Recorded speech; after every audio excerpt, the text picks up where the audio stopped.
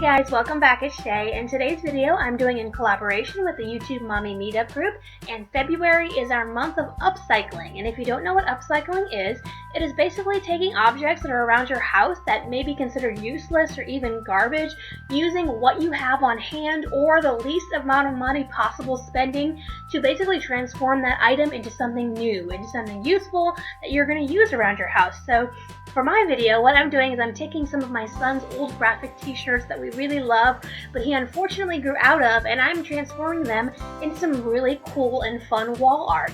So for this project, what you're going to need is some old t-shirts, some picture frames. I actually got mine from the Dollar Tree. That is the only money that I spent in this entire project, was those frames from the Dollar Tree, which are probably not the best idea because, as you're about to see here in a minute, one of them completely shattered on me right from the beginning, and another one completely shattered on me later in the video. I already had some spray paint on hand. You're also going to need a pair of scissors as well as something to hang your picture on the wall if you're going to hang your picture on the wall. So I'm going to start off with taking my frames outside, getting my spray paint, and I'm basically just going to spray paint the frames because I did not like the way they looked just straight from the Dollar Tree. They were kind of boring, so I decided to go with some silver and some gold. I thought that would be fun to kind of offset the look of the t-shirts that I had. So I'm going over the picture frames with the first coat of spray paint. And if you are going to use spray paint, make sure that you get the really opaque kind, especially because these frames were black, so black is really hard to color block, so definitely make sure you get a really opaque spray paint and just let them dry. I usually would definitely suggest at least like 15 minutes drying time. And then back inside, I'm going to get my picture frames ready. I am basically going to take the t-shirt and lay it flat down with the print downwards onto the glass of the frame. I'm basically trying to figure out exactly how it fits on the frame. You want it to fit pretty much centered, unless you want it to be off-centered. That's also a nice look to, to achieve, but I wanted mine to be centered, and so once I had mine centered, I started just kind of preliminary cutting around the t-shirt. You don't want to cut too much because you don't want to have like empty space in the frame, so I made sure to cut a generous amount around, because you can always cut the sides off, but if you cut too much, then you really can't I guess you could super glue it back on, but that's probably not the best idea possible. And so once I cut some off, I went and made sure that everything was centered, and I basically just kept snipping off little bits of pieces until I had the look that I achieved.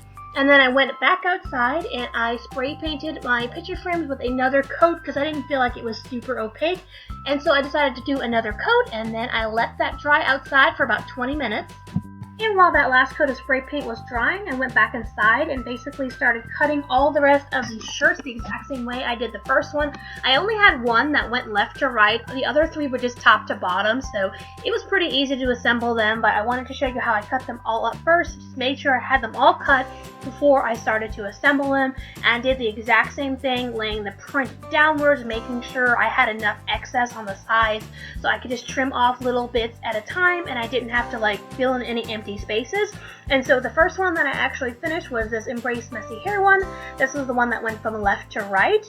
And then I went on to do the second one the exact same way, and this is where I figured out that my third frame had actually completely broken apart after I picked it up. So yeah, these Dollar Tree frames are probably not the best idea, but I mean, I only ended up spending a couple of dollars for this whole project, so you kind of gotta weigh, the pros and the cons. But I ended up going back to the Dollar Tree, and I got some more frames here, as you can see. I also got some 4x6s. I decided I wanted to just put some regular photo prints in along with the wall art because I thought that would be fun just to have a couple of different sizes of picture frames. And so I painted my other picture frames gold and silver, and then the smaller picture frames I painted white.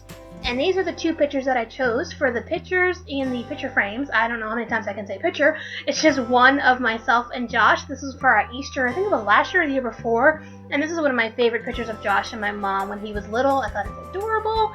And if you did not want to hang your pictures on the wall, you can just use the frames as they were intended to just set on a desk or on a bookshelf somewhere.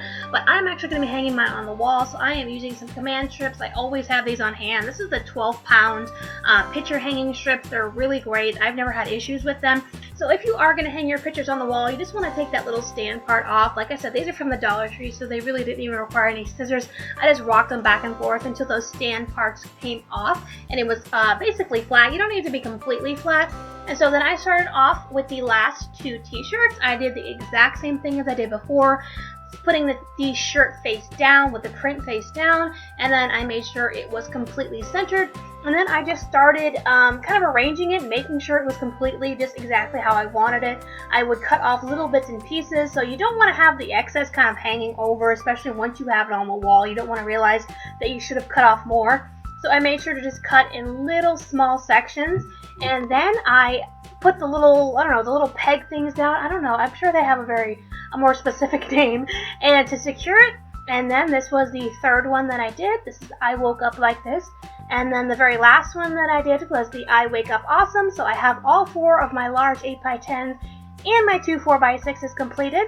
So the next step was to secure the command strips to the bottom and the top of the frames. You probably could have got away with just 1 each, but I wanted to make sure, especially in a kid's room, it was really secure. And then I went into my son's room and looked exactly where I wanted to put it, and I wanted to be kind of above, right above his little kitchen set.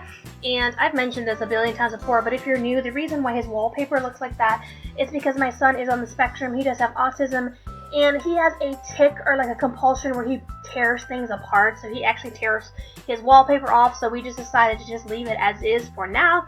And so these are some of his little Polaroids that he has on his wall. I wanted to kind of use those as a center, and then I put the left to right Embrace Messy Hair print right directly to the right of his kitchen, and then the Like a Boss one right above it.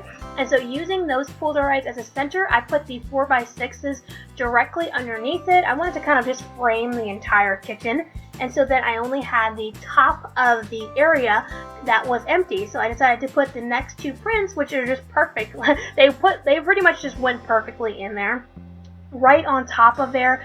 And so this is the final result. So I think that looked really cute.